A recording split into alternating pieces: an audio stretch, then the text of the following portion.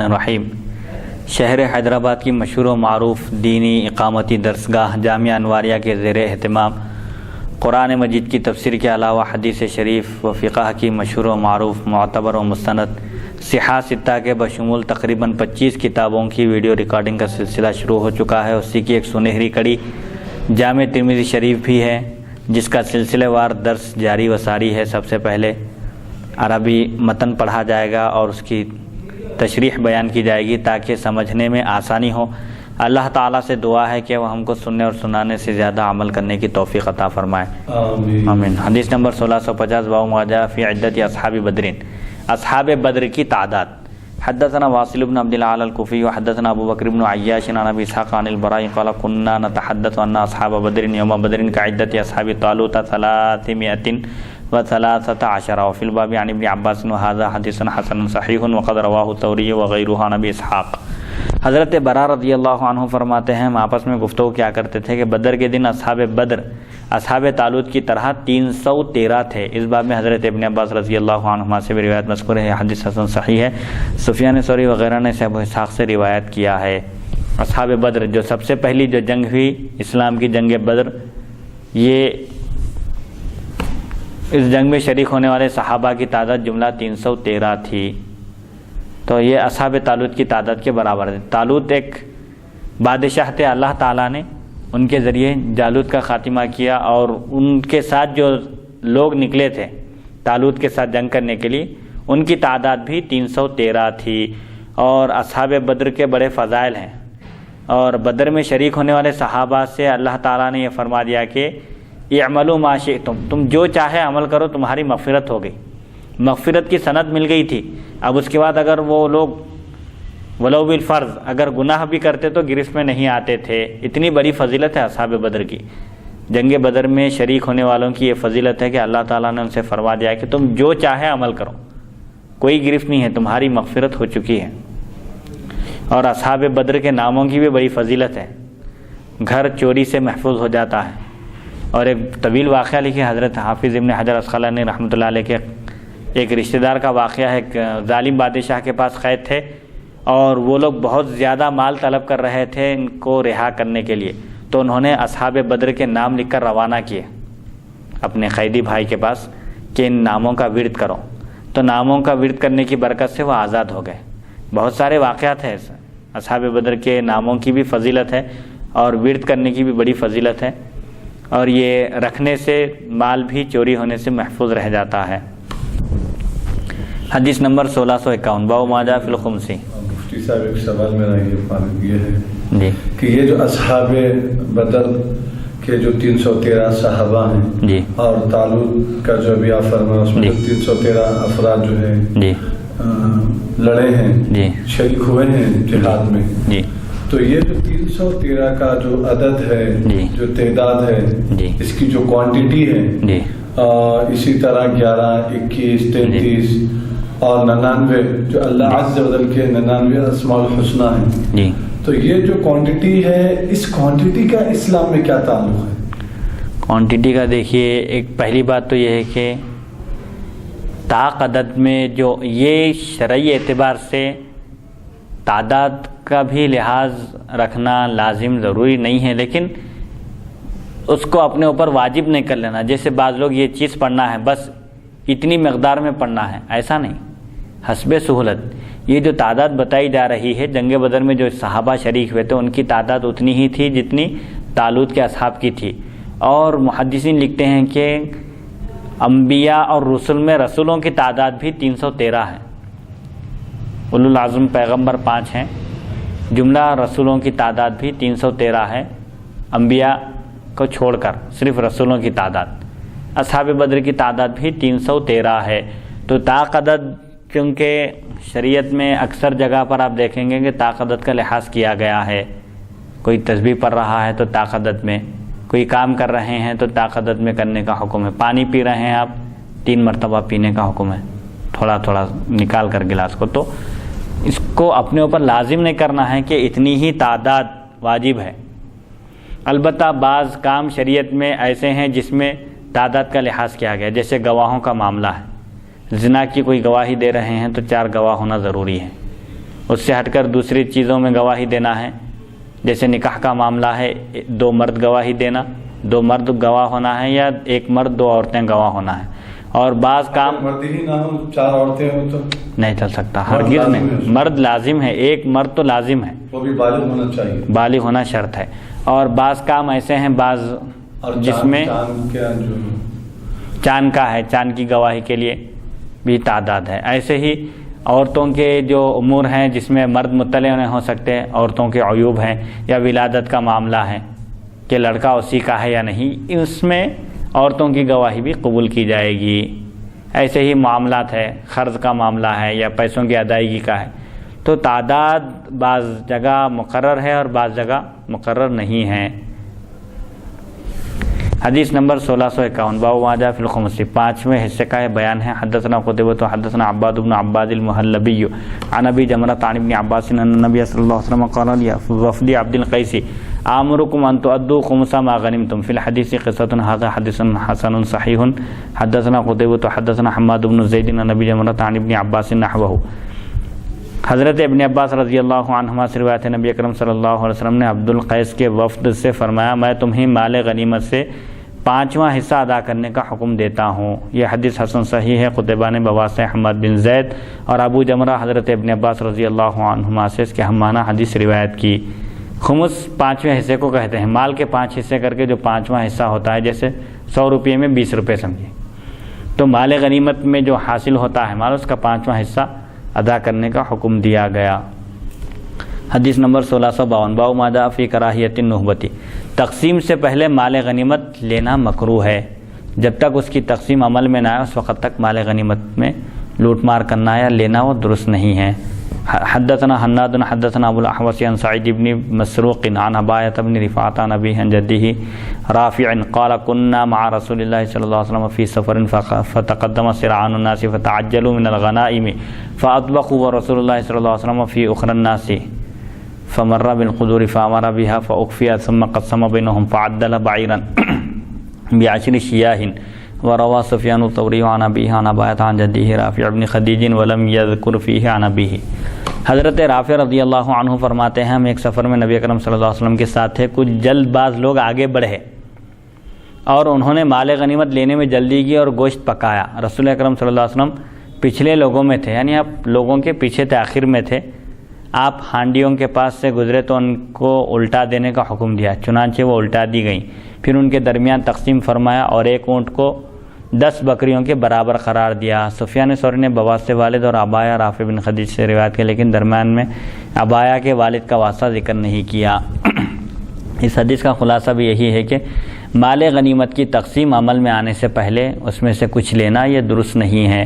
ایک موقع پر، ایک سفر کے موقع پر جو جلد باز لوگ تھے، جلد بازی جن کے مزاج میں تھی، وہ لوگ آگے بڑھے اور فوراً کچھ پکوان بھی شروع کر دیے تھے مال غنیمت میں سے، بکرے وغیرہ لے کر. تو حضرت پاک علیہ الصلوۃ والسلام چونکہ سامنے نہیں تھے، آپ پیچھے تھے لوگوں کے، تو آپ ان ہانڈیوں کو الٹا دینے کا حکم دیے. پھر بعد میں صحابہ کے درمیان مال غنیمت کی تقسیم عمل میں آئی اور 10 بکریوں کو 1 اونٹ کے برابر قرار دیا گیا. یعنی اگر کسی کے حصے میں 1 اونٹ آیا، سمجھے دوسرے کو دینے کے لیے اونٹ نہیں ہے، بکریاں ہیں، تو اس کے بدلے میں 10 بکریاں اس کو دی گئی. حدیث نمبر 1653 حدثنا بذلك محمود بن غیلان حدثنا وکیع عن سفیان وهذا صح وعبایۃ بن رفاعۃ سمع من جدہ رافع بن خدیج وفي الباب عن ثعلبة بن الحكم وانس وابي ريحانة وابي الدرداء وعبد الرحمن بن سمرة وزید بن خالد وجابر وابي هريرة وابي ایوب. محمود بن غیلان نے بواسطہ وکیع سفیان سے ہمیں اس کی خبر دی اور یہ صحیح، سب سے زیادہ صحیح ہے. عبایہ بن رفاعہ نے اپنے دادا رافع بن خدیج سے روایت کا اس باب میں. حضرت ثعلبہ بن حکم، انس، ابو ریحانہ، ابو الدرداء، عبد الرحمن بن سمرہ، زید بن خالد، جابر، ابو ہریرہ اور ابو ایوب رضی اللہ عنہم سے بھی روایت مذکور ہیں. حدیث نمبر 1654 حدثنا محمود بن غیلان حدثنا عبد الرزاق عن معمر بن ثابت عن انس قال قال رسول اللہ صلی اللہ علیہ وسلم من انتہب فلیس منا هذا حدیث حسن صحیح غریب من حدیث انس. حضرت انس رضی اللہ عنہ سے روایت ہے، رسول اکرم صلی اللہ علیہ وسلم نے فرمایا جس نے تقسیم سے قبل مال غنیمت میں سے کچھ لیا وہ ہم میں سے نہیں، یعنی ہمارے طریقے پر کاربند نہیں ہے. مال غنیمت کی تقسیم عمل میں آنے سے پہلے لینا یہ ہمارا طریقہ نہیں ہے. یہ حدیث حضرت انس رضی اللہ عنہ کی روایت سے حسن صحیح غریب ہے. حدیث نمبر 1655 باب ما جاء فی التسلیم علی اہل الکتاب، اہل کتاب کو سلام کرنے کے بارے میں یہ بیان ہے۔ حدثنا قتيبة حدثنا عبد العزيز بن محمد بن سهيل بن ابي صالح عن نبي ان رسول الله صلى الله عليه وسلم قال لا تبدأوا اليهود والنصارى بالسلام واذا لقيتم احدهم في الطريق فاضطروه الى اضيقه وفي الباب عن ابن عمر وانس وابي بصرة الغفاري صاحب النبي صلى الله عليه وسلم هذا حديث حسن صحيح ومعنى هذا الحديث لا تبدأوا اليهود والنصارى قال بعض اهل العلم انما معنى الكراهية لانه يكون تعظيما لهم وانما امر المسلمون بتذليلهم وكذلك اذا لقي احدهم في الطريق فلا يترك الطريق عليه لان فيه تعظيما لهم۔ حضرت ابو ہریرہ رضی اللہ عنہ سے روایت رسول اکرم صلی اللہ علیہ وسلم نے فرمایا یہود و نصارہ کو سلام کرنے میں ابتدا نہ کرو، پہل نہ کرو۔ یہود و نصارہ کو سلام کرنا منع ہے۔ جب تم ان میں سے کسی کو راستے میں ملو تو اسے تنگ راستے میں چلنے پر مجبور کر دو۔ اب اس حدیث کی تشریح آگے آ رہی ہے۔ اس باب میں حضرت ابن عمر، انس، ابو بصرہ غفاری صحابی رسول صلی اللہ علیہ وسلم سے بھی روایت مذکور ہے۔ حدیث حسن صحیح ہے۔ اس حدیث کا مطلب بعض علماء نے یہ بیان فرمایا ہے کہ کراہت کی وجہ ان کی تعظیم ہے۔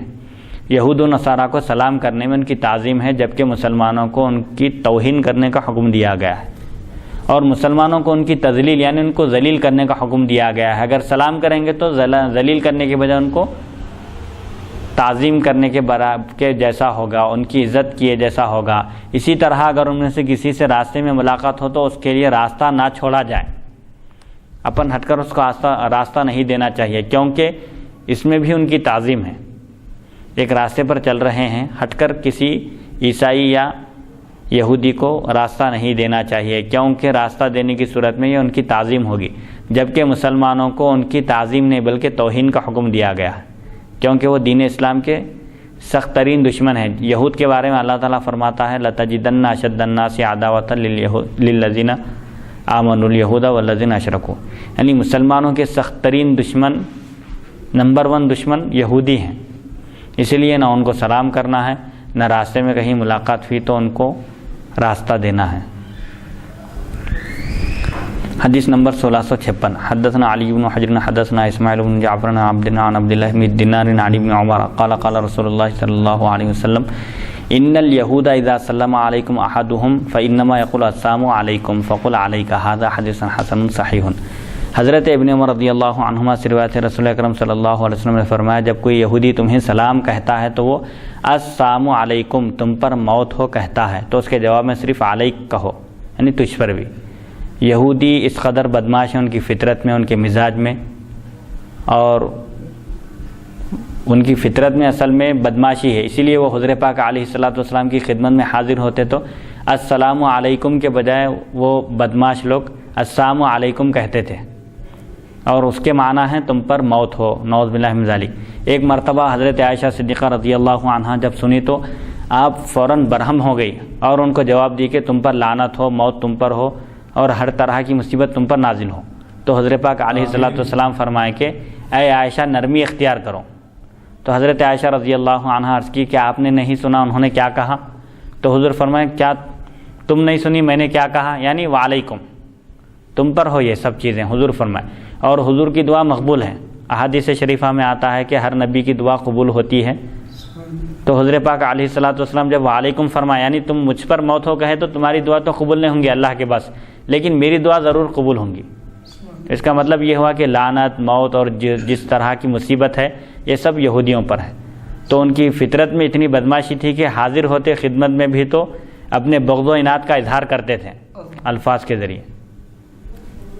لیکن حضور اکرم صلی اللہ علیہ وسلم وہ یہودیوں کو جو آپ بدعا جو دیے ہیں جی، جب وہ پہل کیے تو اس کے بعد میں آپ جواب میں جب ان کو بدعا دیے، جی، جب وہ لوگ حضور کو بدعا دیے معاذ اللہ، تو حضور بھی جب ان کو بدعا دیے تو کیا یہ اس زمانے کی حد تک ہی ہے یا پھر قیامت تک کے لیے ان کی آخری بدعا رہی ہے؟ قیامت تک کے لیے ہے، اسی لیے حضور تعلیم بھی دیے نا کہ اگر کوئی یہودی تم کو سلام کرے تو وہ کیا کہتا ہے سلام میں؟ ہر یہودی یہی کہتا ہے السلام علیکم، تم پر موت ہو، لام اڑا دیتے ہیں السلام میں کا، خالی السلام علیکم، اس کے معنی عربی میں آتے ہیں تم پر موت ہو۔ تو تم کو اس کا کیا جواب دینا چاہیے؟ حضور اس کی بھی رہنمائی فرما دیے کہ فقل علیکا، بس تم اتنا کہہ دو علیکا، یعنی تم پر ہو یہ سب چیزیں۔ تو یہ قیامت تک آنے والے یہودیوں کے لیے ہے، اچھا پھر اور ایک چیز یہ ہے جی کہ سلام کرنے کے لیے جو مطلب سلام کرنے میں سلام جو ہے صرف یہودیوں کو کرنے سے منع کیا گیا ہے یا تمام کافروں کو سلام کرنے سے منع کیا گیا ہے یا پھر مطلق یہودی ہے جی یعنی پھر عیسائی یہودی اور جو ہے جو بتوں کی پرستش کرنے والے ہیں جو آگ کی پوجا کرنے والے ہیں ان تمام لوگوں کو سلام کرنا حرام ہے؟ تمام لوگوں کو سلام کرنا منع ہے اور صرف سلام لوگوں کو بھی ذلیل کرنا چاہیے جیسا کہ صرف یہودیوں کو آپ جیسا کہ ابھی آپ فرمائیں گے ذلیل کرنا ہے. ہاں حدیث شریف میں جو آیا ہے کہ یہود و نصارہ کو سلام کرنے میں پہل مت کرو, اگر وہ لوگ سلام کریں تو تم وعلیکم اس کے جواب میں کہہ دو, اور اگر راستے میں ملاقات ہو تو ان کو راستہ مت دو. کیوں؟ اس لیے کہ مسلمانوں کو یہود و نصارہ کو ذلیل کرنے کا حکم دیا گیا ہے, ان کی ذلت کا حکم آیا ہے. اگر ان کو سلام کریں گے یا ان کو راستے میں ملاقات ہوئی تو ہٹ کر ان کو راستہ دیں گے تو یہ ان کی تعظیم ہے, جبکہ ان کی تعظیم سے منع کیا گیا ہے کیونکہ وہ اسلام کے سخت ترین دشمن ہیں یہود و نصارہ.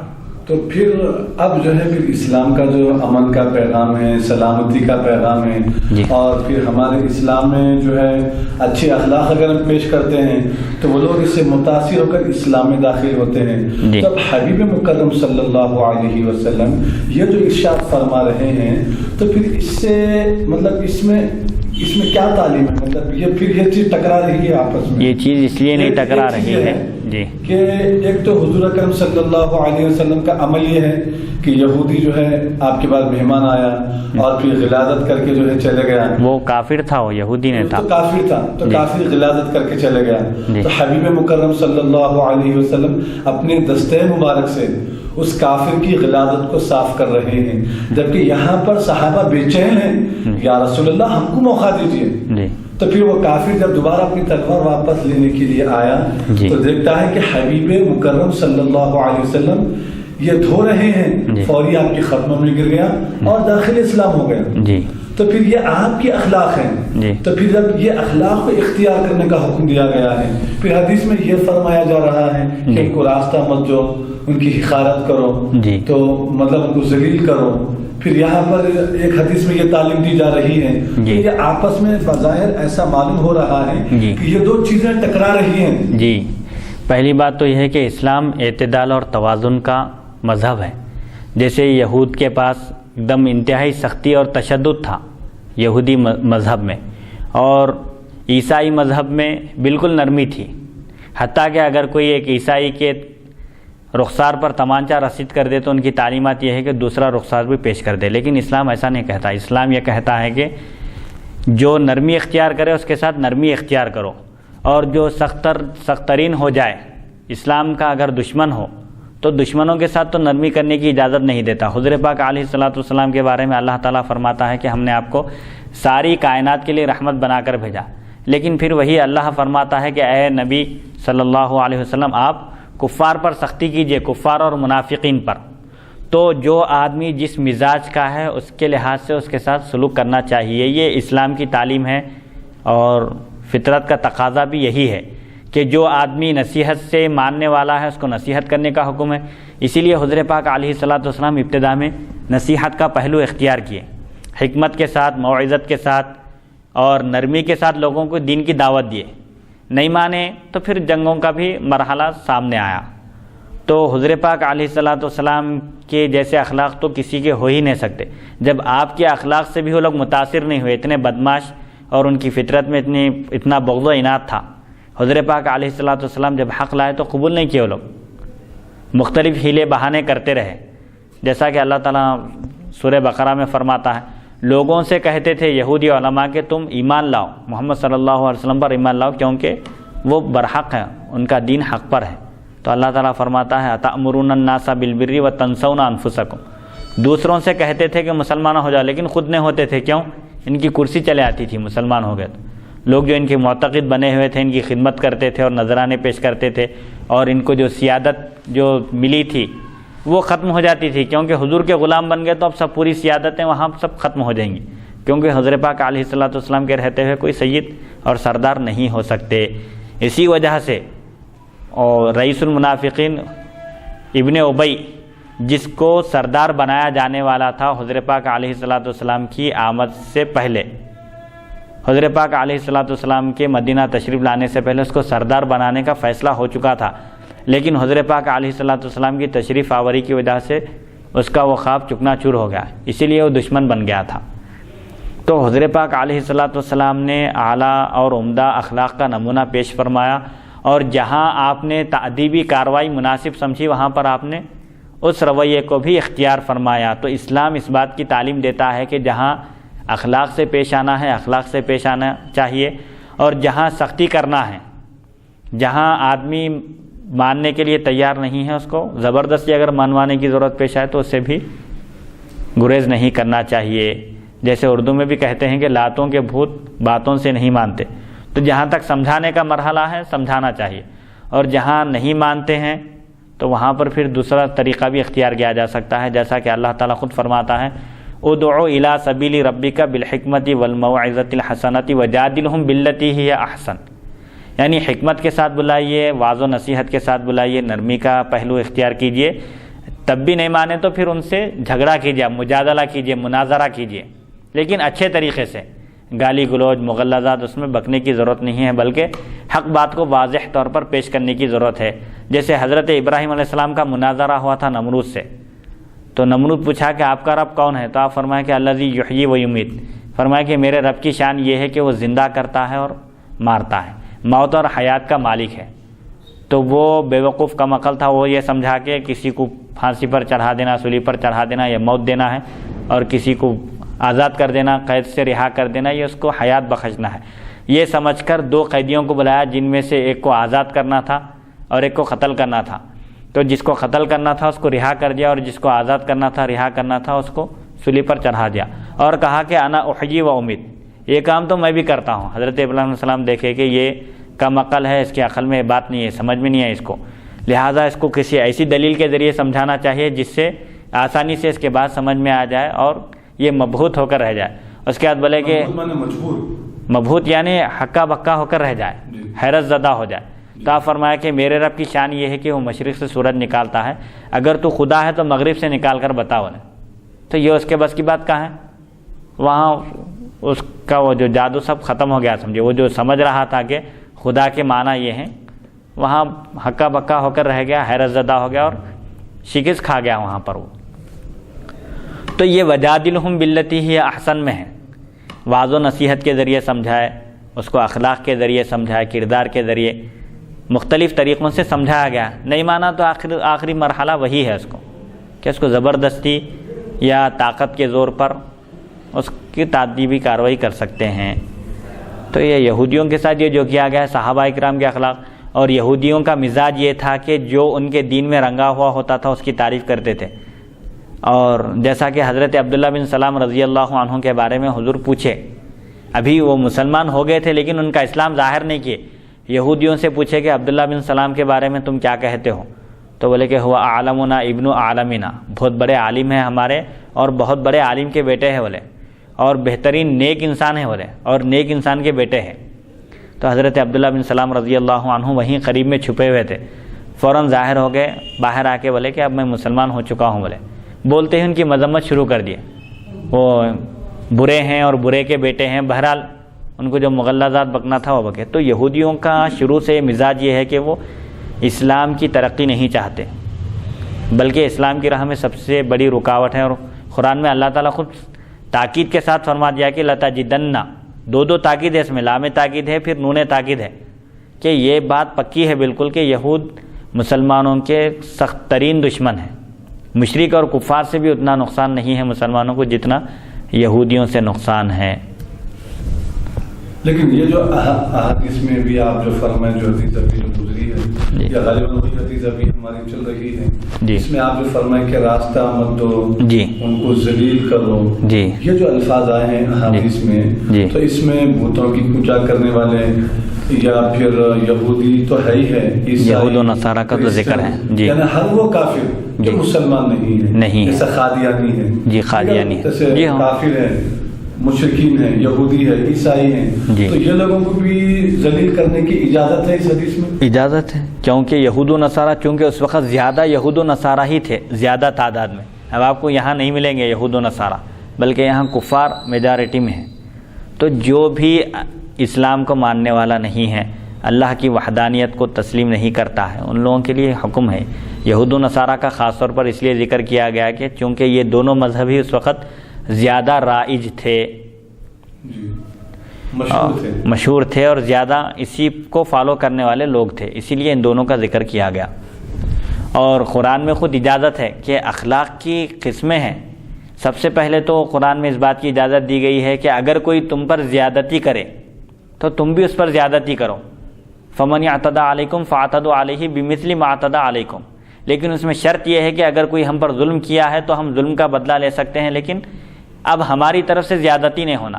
مثال کے طور پر کوئی کسی ایک کو تمانچہ رسید کیا تو شریعت یہ کہتی ہے کہ اب اس کو اجازت ہے، جس کو تمانچہ رسید کیا گیا ہے اس کو اجازت ہے کہ وہ اپنے تمانچے کا بدلہ تمانچے سے لے، لیکن جتنی قوت سے ان مارا تھا ظالم، اب مظلوم بھی اتنی ہی قوت سے مارنا۔ اگر قوت اس کی طرف سے بڑھ گئی تو پھر یہ گرفت میں آ جائے گا۔ لیکن ایسا تماچے کا نہیں چل رہا معاملہ یہاں پر۔ جی، جب لڑائی شروع ہوتی ہے تو پھر جاری رہتی ہوں، جی، جیسا فائٹنگ شروع ہوئی جی تو مسلسل فائٹنگ جاری ہے، لڑ رہے ہیں زبردست گھماگم۔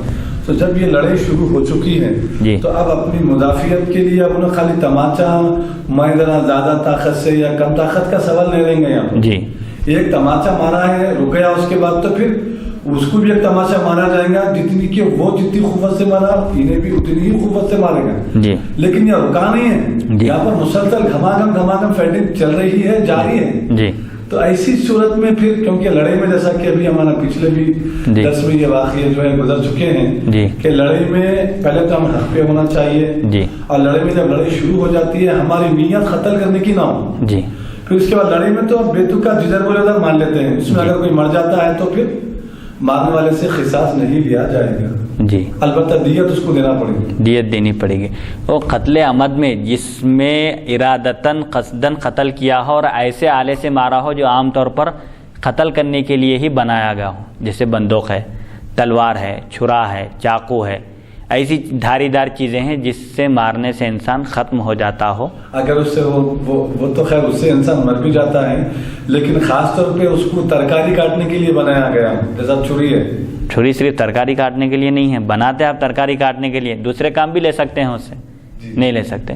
تو دھاری دار آلہ مراد ہے، چاہے وہ ترکاری کاٹنے کے لیے ہو یا بکرا کاٹنے کے لیے ہو، جس آلے سے انسان عام طور پر ختم ہو جاتا ہے، جو آلہ وضع ہی کیا گیا ہے کاٹنے کے لیے، اس آلے سے اگر ارادتاً قصداً قتل کیا ہے تو قتل عمد ہے، جس میں قصاص واجب ہے، البتہ مقتول کے ورثہ کو اختیار ہے، چاہے تو قاتل کو قتل کر دیں، چاہے تو دیت لے کر معاف کر دیں، خون بہا جس کو کہتے ہیں اردو میں، اور شرعی اصطلاح میں دیت کہتے ہیں۔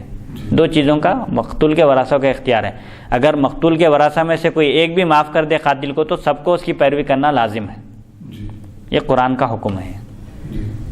تو شریعت میں عام طور پر جو اجازت دی جاتی ہے، پہلے تو یہ کہا گیا کہ اگر کوئی حق پر ہوتے ہوئے بھی اپنے حق کو چھوڑ دے، اس کے لیے لڑائی جھگڑا نہ کرے، تو اس کے لیے جنت میں ایک محل تعمیر کیا جاتا ہے۔ احادیث شریفہ میں اس کی بھی تعلیم دی گئی، اور حضور یہ بھی فرمایا کہ تم اماں مت بن جاؤ۔ صحابہ عرض کیے کہ اماں کیا ہے؟ تم کہتے ہو اگر لوگ ہمارے ساتھ حسن سلوک کرے تو ہم بھی ان کے ساتھ حسن سلوک کریں گے، اور اگر وہ ہمارے ساتھ بدسلوکی کریں تو ہم بھی اس کا جواب بدسلوکی سے دیں گے، ایسے مت بنو۔ یہ تو جانور بھی کرتے ہیں، کتے کو آپ ہڈی ڈالے تو آپ کے پیچھے دم ہلاتے ہوئے پھرتا، وفاداری کرتا، کتا بھی احسان شناس ہوتا ہے، اپنے مالک کا احسان من ہوتا ہے۔ یہ تو کتوں کی صفت ہے، جانوروں کی ہے، کوئی اچھا سلوک کیا تو وہ بھی اس کے ساتھ اچھا سلوک کرتے ہیں، لیکن انسانیت یہ ہے کہ جو برا سلوک کرے اس کے ساتھ بھی اچھا سلوک کرو۔ اور اسی لیے فرمایا نا حضور کے قاطع رحم، رشتہ داروں کے ساتھ حسن سلوک کا بہت بڑا اہم مسئلہ ہے صلہ رحمی۔ اس کے بارے میں حضور کیا فرمائے؟ جو رشتہ دار آپ سے آ کر ملتا ہے آپ بھی اس سے ملتے ہیں، یہ تو برابری ہے، یہ کوئی کمال کی بات نہیں ہے۔ ایک رشتہ دار ہے جو منہ موڑا ہوا ہے، اپنے سے ملنا نہیں چاہ رہا، قطع تعلق کیا ہے، ہم اس سے جا کر مل رہے ہیں، اس سے ملنا یہ کمال ہے۔ ملتے اب لوگ بولتے ہیں ارے ان خود قطع تعلق کیا تو ہم کو جانے کی کیا ضرورت ہے، غرض رہی تو ان خود آتا، بولتے ہماری غلطی تھوڑی ہے، بولتے نہیں، غلطی کسی کی بھی رہو، 3 دن سے زیادہ قطع تعلق کرنا درست نہیں ہے شریعت میں۔ اب ایک صحابی عرض کیے کہ اگر کوئی ہم سے قطع تعلق کیا ہوا ہے، ہم ملنا چاہ رہے ہیں لیکن ان ملنا نہیں چاہ رہا، تو حضور فرمائے تمہاری جو ذمہ داری تھی تم ادا کر دی، اب گرفت میں تم نہیں آؤ گے، ان آئے گا قیامت کے دن۔ یہ تو اسلام میں جو اخلاق جو پیش کیے گئے ہیں، جو تعلیمات پیش کی گئی ہے، کوئی تعلیم بھی ایک دوسرے سے ٹکراتی نہیں۔ ہاں زمانے کے لحاظ سے، قوم کے لحاظ سے، اور اگر مثال کے طور پر ایک روڈی شٹر ہے، سمجھے خطرناک قاتل ہے، کئی لوگوں کو قتل کر چکا ہے، تو حاکم وقت کو اختیار دینا. بعض سزائیں ایسی ہے اسلام میں کہ سزا کے ساتھ پھر حاکم وقت کے ثواب دید پر موقوف ہے. اگر وہ چاہے تو اس کو شہر بدر کر دے، شہر کے باہر کر دے، آبادی سے دور کر دے، تاکہ لوگ اس کی شرارتوں سے محفوظ رہ سکیں. تو ان چیزوں کا بھی اختیار دیا گیا ہے. تو شریعت یہ چاہتی ہے کہ پوری دنیا میں امن قائم رہے اور کہیں بگاڑ پیدا نہ ہو. یہ بگاڑ پیدا ہوتا ہے، لوگ ایک دوسرے کی حق تلفی کرتے ہیں، ایک دوسرے کو ستاتے ہیں اور ایک دوسرے کی جائیدادوں پر قبضہ کرتے ہیں. اور اس زمانے میں تو ہر شخص یہ چاہتا ہے کہ اس کے حقوق جو دوسروں پر ہیں وہ ادا کرے، لیکن اس کے ذمے جو دوسروں کے حقوق ہیں ان کی پرواہ بھی نہیں کرتا، اس کے بارے میں کبھی غور کرنے کے لیے اپنے آپ کو تیار بھی نہیں کرتا، سوچنے کے لیے بھی تیار نہیں ہوتا. لیکن یہ چاہتا ہے کہ اس کے جو حقوق ہیں دوسروں پر وہ برابر ادا کریں. لیکن جب تک لوگ ایک دوسرے کے حقوق ادا کرتے رہیں گے، ایک دوسرے کی حق تلفی کرنے سے بچیں گے، دنیا میں نظام امن قائم رہے گا، امن برقرار رہے گا. تو ان باتوں میں کوئی ٹکراؤ نہیں ہے. یہود و نصارہ کو سلام کرنے میں پہل مت کرو، اور راستے میں ملاقات ہو جائے تو ان کو راستہ مت دو، تنگ راستے کی طرف چلنے پر مجبور کرو. یہ ان کی فطرت میں بدماشی ہونے کی وجہ سے یہ حکم دیا گیا ہے. ورنہ اسلام کے تو اعلیٰ اخلاق ایسے ہیں کہ میدان جنگ میں بھی حضرت علی رضی اللہ عنہ کا واقعہ ہے نا کہ آپ کے سینے پر ایک کافر سوار ہو گیا اور آپ کے چہرے اقدس پر آپ ایک کافر کے سینے پر سوار ہو گئے، اور قریب تھا کہ اس کی گردن پر آپ خنجر چلا دیتے، اس سے پہلے اس نے آپ کے چہرے مبارک پر تھوکا. تو حضرت علی رضی اللہ عنہ اس کے سینے پر سے اٹھ گیا اور اس کو چھوڑ دیے. تو پوچھا گیا کہ ارے آپ کافر پر سوار ہو گئے تھے، آپ غالب آ گئے تھے، وہ مغلوب ہو گیا تھا، آپ چاہتے تو اس کا گلا کاٹ دے سکتے تھے، ختم کر دے سکتے تھے. حضرت علی فرمایا جس وقت میں اس کے سینے پر سوار ہوا تھا اس وقت اخلاص تھا، یعنی میں صرف اللہ کے لیے اس کے سینے پر سوار ہوا تھا اور اسلام کی سربلندی کے لیے اس کو ختم کرنا چاہتا تھا. لیکن جب وہ تھوک دیا تو میرا نفس بھی شامل ہو گیا، مجھے غصہ آ گیا. ایسی حالت میں اگر میں اس کو قتل کرتا تو نفس کا بھی اس میں دخل ہوتا تھا، اسی لیے میں اس کو چھوڑ دیا. تو وہ کافر مسلمان ہو گیا. اگر خنجر چلاتے تو کافر مر جاتا تھا، لیکن خنجر ہٹا دیے، اپنے اخلاق کا اعلیٰ اور عمدہ نمونہ پیش کرتے کہ وہ مسلمان ہو گیا. تو یہ اسلام کی تعلیمات ہے، اور جہاں جیسی ضرورت ہے. ایک واقعہ ایسا بھی ملتا ہے بخاری شریف میں کہ ایک شخص تھا جو اپنی زبان سے مسلمانوں کو تکلیف پہنچاتا تھا، اور مسلسل مسلمانوں کو اور اسلام کو نقصان پہنچانے کا ہی اس کا منصوبہ، پلان، اس کی سوچ، اس کی فکر وہی تھی. تو حضرت پاک علیہ الصلوۃ والسلام نے فرمایا کہ کون اس شخص کو قتل کر کے اللہ کے رسول کو راحت فراہم کرے گا. فرمایا یعنی سیاسی اعتبار سے اگر کسی شخص کا قتل لازمی ہو جو اسلام کے لیے بھی سخت ترین دشمن ہو اور مسلمانوں کے لیے بھی موذی ہو، تو ایسے شخص کو پہنچانے والا ہو، ایسے شخص کو قتل کرنے کی بھی اجازت ہے. سیاسی تدبیر اختیار کرنے کی بھی شریعت میں اجازت دی گئی ہے. اور اسلام ہی کے یہ اعلیٰ اور عمدہ اخلاق کا نمونہ حضرت پاک علیہ الصلوۃ والسلام نے پیش فرمایا کہ فتح مکہ کے موقع پر 10,000 کا لشکر ہے، مسلمان شان و شوکت کے ساتھ مکے میں داخل ہوئے، مکہ فتح ہو گیا، اور بڑے بڑے جو دشمن تھے، اسلام کی راہ میں رکاوٹ تھے، وہ لوگ پریشان ہو گئے. حضرت پاک علیہ الصلوۃ والسلام کی خدمت میں پیش کیا گیا. پورے جانی دشمن ہیں، خون کے پیاسے لوگ بھی اس میں موجود تھے، لیکن حضور کیا فرمایا، اذهبوا انتم الطلقاء، جاؤ تم لوگوں کا میں راستہ چھوڑ دیا، میں تم لوگوں کے در پہ نہیں ہوں گا، قتل نہیں کروں گا، تم لوگ آزاد ہو. میں تم سے وہی کہوں گا جو یوسف علیہ السلام نے اپنے بھائیوں سے کہا تھا کہ لا تثریب علیکم اليوم. اتنا ظلم و ستم کے بھائی لے جا کر کنویں میں ڈال دیا، کیا کچھ نہیں کیا، لیکن جب یوسف علیہ السلام کے سامنے آئے تو سب کو معاف کر دیا. جو فرمایا کہ حضور میں تم سے وہی کہوں گا جو میرے بھائی یوسف نے کہا تھا. کیا کہا تھا انہوں نے کہ لا تثریب علیکم اليوم، آج کے دن تم پر کوئی گرفت نہیں، کوئی سرزنش نہیں، تم لوگ آزاد ہو، جہاں چاہو جا سکتے ہو. یہ ہے. لیکن ایسے موقع پر بھی ایک دو اسلام کے سخت ترین دشمن تھے، ان کے بارے میں کیا فرمایا حضور، اگر کعبے کا غلاف پکڑے ہوئے بھی ملتزم کے پاس بھی پائے گئے تو ان کو قتل کر دو. بولے کیوں؟ وہ اسلام اور مسلمانوں کے سخت ترین دشمن ہیں، ان کو جینے کا ہی حق نہیں ہے. یہ اور پھر اتنی جنگیں ہونے کے باوجود پوری جنگوں کا تجزیہ کیجیے. حضرت پاک علیہ الصلوۃ والسلام کو اللہ تعالیٰ نے سرتاپ پر رحمت بنا کر بھیجا. آپ کے دستے مبارک سے صرف ایک ہی بدبخت کافر قتل ہوا پوری جنگوں میں. حالانکہ 83 جنگیں ہوئی، جس میں سے 27 غزوات جس میں حضرت پاک علیہ الصلوۃ والسلام بنفس نفیس شریک رہے. اور کیسی سخت ترین جنگیں ہوئی ہیں وہ صحابہ فرماتے ہیں کہ بعض اوقات کبھی گھمسان کی لڑائی ہوتی تو عرب کے جو بہادر سمجھے جاتے تھے، بڑے بڑے پہلوان، بڑے بڑے صحابہ بھی حضور کی پناہ میں آ جاتے تھے اس گھمسان کی لڑائی میں، حضرت علی، حضرت عمر، حضرت حمزہ وغیرہ جو مشہور بڑے بڑے صحابہ ہیں۔ تو اسلام میں دونوں چیز کی تعلیم دی گئی ہے۔ اسلام صرف نرمی اختیار کرنے کا حکم نہیں دیتا، جہاں نرمی اختیار کرنا ہے نرمی اختیار کرو، اور جہاں کام نرمی اختیار کرنے سے نہیں چلتا وہاں پر سختی اختیار کرنے کی بھی اجازت دی گئی ہے۔ حدیث نمبر 1656 یہ تو ہو چکی ہے نا۔ حدیث نمبر 1657 باب ما جاء فی کراہیت المقام بین اظہر المشرکین، مشرکین کے ساتھ اٹھنا بیٹھنا بھی مکروہ ہے، منع ہے، قلبی میلان نہیں ہونا، البتہ ان کے ساتھ معاملات وغیرہ ہیں، ان کے ساتھ حسن سلوک کرنے سے اللہ تعالیٰ منع نہیں کیا۔ مشرکین کے ساتھ بھی انصاف کرنا ہے، اگر کوئی معاملہ کسی مسلمان اور مشرک کا آ جائے تو وہ مشرک ہے کہہ کر حق تلفی نہیں کرنا ہے وہاں پر اس کی، بلکہ انصاف کا معاملہ کرنا ہے، البتہ دلی میلان نہیں ہونا کافروں کی طرف۔ دلی میلان کا مطلب یہ ہے کہ دل سے محبت نہیں ہونا، ان کی محبت دل میں نہیں ہونا، ان کے طور طریقوں سے محبت نہیں ہونا۔ جیسے آج کل کے ہمارے جو نام نہاد مسلمان ہیں، فلم اسٹارز وغیرہ، ادھر روزہ بھی رکھتے ادھر گنیش کی پوجا بھی کرتے، ادھر پوجا بھی کر رہے ہیں ادھر، یہ سب کیا ہے؟ کفر کی صریح نشانیاں ہیں۔ بت کے آگے سجدہ کرنا، گلے میں وہ ڈوری زنار پہننا، کافر جو بنتے ہیں وہ ڈوری۔ اب آج کل فلم اسٹار نہیں، پولیٹیکل مسلمان جو M P M L A وغیرہ ہیں جی، وہ لوگ بھی حرکتیں شروع کر دیے ہیں۔ قطعاً اجازت نہیں ہے اس کی کسی مندر میں جانے کرنے کی بھی۔ جی ہاں، دار اسلام سے نکل جاتے ہیں۔ جی، قلبی میلان بھی نہیں ہونا ان کی طرف، ان کے رسم و رواج سے محبت بھی نہیں ہونا ہے، کیونکہ المرء مع من احب، آدمی جس سے محبت کرتا ہے اس کا حشر اسی کے ساتھ ہوگا، اس لیے صالحین کی صحبت اور ان کی محبت کا حکم دیا گیا ہے۔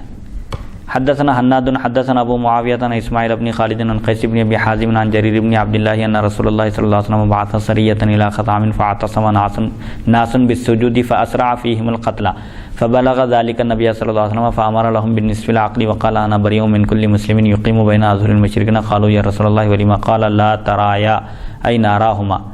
حضرت جریر بن عبداللہ رضی اللہ عنہ فرماتے ہیں رسول اکرم صلی اللہ علیہ وسلم نے قبیلہ خطام کی طرف ایک چھوٹا سا لشکر بھیجا تو لوگوں نے سجدوں کے ذریعے پناہ ڈھونڈی، لیکن لشکر نے ان کے قتل میں جلدی کی۔ نبی اکرم صلی اللہ علیہ وسلم کو پتہ چلا تو آپ نے انہیں نصف دیت دینے کا حکم فرمایا، اور فرمایا میں ہر اس مسلمان سے بری ہوں جو مشرکین کے درمیان مقیم ہے۔ انہوں نے عرض کیا یا رسول اللہ کیوں بیزار ہیں آپ؟ فرمایا تاکہ وہ مشرکین کی مشابہت نہ اختیار کریں، یعنی مسلمانوں کو چاہیے کہ وہ مشرکین کے درمیان نہ رہیں، ورنہ انہی کی مشابہت اختیار کریں گے، اور حدیث میں آیا ہے کہ من تشبہ بقوم فہو منہم، جو جس قوم کی مشابہت اختیار کرتا ہے اس کا شمار انہی میں سے ہوگا، قیامت کے دن بھی اس کو انہی کے ساتھ اٹھایا جائے گا۔ اسی لیے اچھے لوگوں کی صحبت اختیار کرنا چاہیے، اچھے لوگوں کی مشابہت اختیار کرنا چاہیے۔ اگر ہم نیک نہیں بن سکتے، صالح نہیں بن سکتے، تو کم سے کم ان کی شکل تو اختیار کر سکتے ہیں۔ اسی لیے شارحین حدیث نے ایک واقعہ لکھا ہے کہ حضرت موسیٰ علیہ السلام کی جنہوں نے نافرمانی کی تھی ان پر عذاب نازل ہوا، لیکن ان نافرمانوں میں بھی ایک نافرمان شخص اس عذاب سے محفوظ رہا۔ اس کی وجہ یہ ہے کہ وہ موسیٰ علیہ السلام کا لباس پہن لیا تھا، تو ایک نبی کا لباس پہننے سے، ان کی مشابہت اختیار کرنے سے وہ عذاب الہی سے محفوظ رہا۔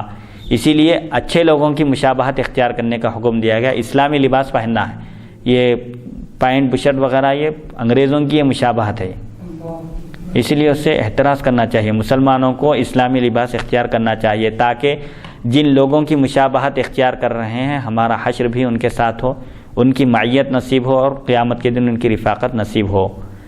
اور جیسا کہ دوسرے احادیث میں بھی حضور پاک علیہ الصلوۃ والسلام نے فرمایا کہ سفید لباس پہنا کرو کیونکہ وہ جنتیوں کا لباس ہے۔ تو اس میں ایک امید ہے اس بات کی کہ جو شخص سفید لباس پہنتا ہے دنیا میں اہل جنت کی مشابہت اختیار کرتا ہے، تو اللہ تعالیٰ کی ذات سے قوی امید ہے کہ وہ اپنے فضل سے اس کو جنت میں داخل کر دے۔ آج یہ نصف دیت کا یہ کیا ہے؟ نصف دیت کا یہ اس لیے حکم دیا گیا ہے کہ لوگ اپنی جان بچانے کے لیے سجدے کی پناہ ڈھونڈے، یعنی سجدے میں چلے گئے۔